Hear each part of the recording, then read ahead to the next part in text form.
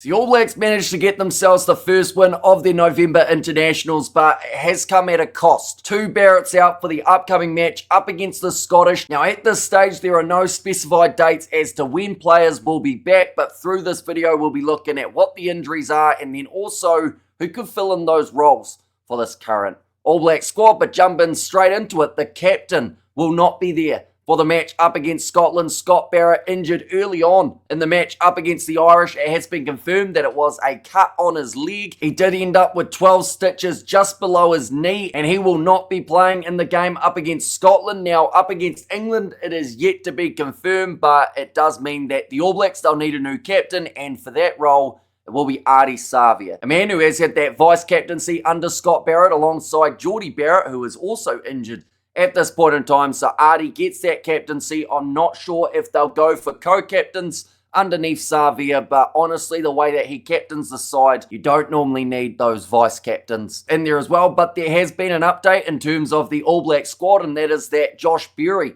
he will be making his way into the environment. Now, he was playing for the All Blacks 15 to play over the weekend up against the Barbarians. He did have a relatively solid game, although it was a pretty tough day at the office up against that Barbars forward pack. Josh Beehre, though, one of those guys that had some great stats throughout Super Rugby, and now, if given the opportunity, probably do pretty well up against the Scottish here. So now the question mark: who fills in that number 4 jersey? Now, something that I do think will happen is more than likely Fabian Holland, who has been playing predominantly 5, will probably switch into the number 4 jersey for this contest. Already they have lost Tupavai and Patrick Tuipulotu just recently to different injuries, but one of the only guys who has stayed fit throughout the whole season, that is Fabian Holland. He did play in the number 4 jersey in one of the most recent games of the Rugby Championship, so I have a feeling they'll move him to 4. And then in the number 5 jersey, they'll have those 2 options: Josh Lord, Sam Derry, or you could actually go with Josh Beehre if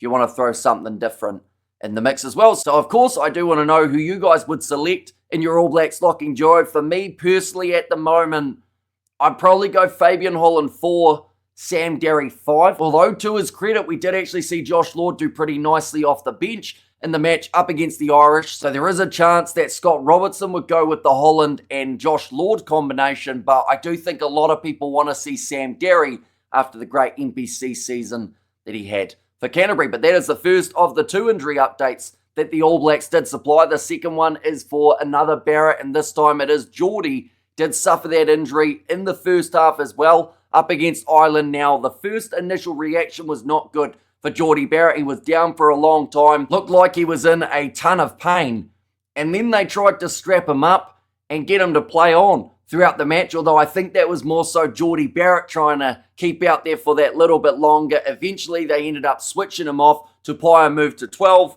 and Fainga'anuku made his way off the bench and did end up in that outside centre role. But Jordie Barrett, he has played so many minutes throughout this year for the All Blacks. They do have to fill that gap. Now, they have got a couple inside centre options, Quinn Tupaia being the obvious choice, and then also Anton Lienert-Brown. He's still in the squad, so there is a chance that we could see him in some form in Scott Robertson's team. But in the outside centre role, because of the fact that Quinn Tupaia was playing it, you've got Fainga'anuku, you've got Anton Lienert-Brown as well. You've also got Billy Proctor, a man who was predominantly in the starting side throughout the earlier stages of the All Blacks season, and then also Rico Ioane. If you did want to go with someone with that experience, he has played a lot of outside centre, although not so much this year. He's found himself out on the left wing side. So alongside your locking duo, I also want to know your midfield combination. Ladies and gents, would you go with Tupaia as 12 with Fainga'anuku on the outside, or are you chopping and changing and seeing what else would work in this scenario for the All Blacks? Now, I will mention, I actually thought we would see an injury list of 3 Barretts in this case. The fact that Beauden Barrett doesn't have a concussion really does surprise me. That man took some massive shots throughout that first matchup, not even just the red card, but also the one afterwards, where he did have his neck kind of snap forward and then back. He looked like he was a little bit out on his feet, and some of the decisions that he made afterwards could have also been justified with the concussion, but Barrett's still ready to go, and that's another big question for Scott Robertson. Do you stick Beauden Barrett back at 10, or in this game up against Scotland, do you give Damian McKenzie or perhaps even Ruben Love that opportunity at first 5. The All Blacks, they will be announcing their side on Friday morning, so we will soon know those answers to those selection questions. But nonetheless, thank you all very much for tuning in. If you did enjoy, be sure to leave a like and subscribe to the channel, and I will see you all for the next one.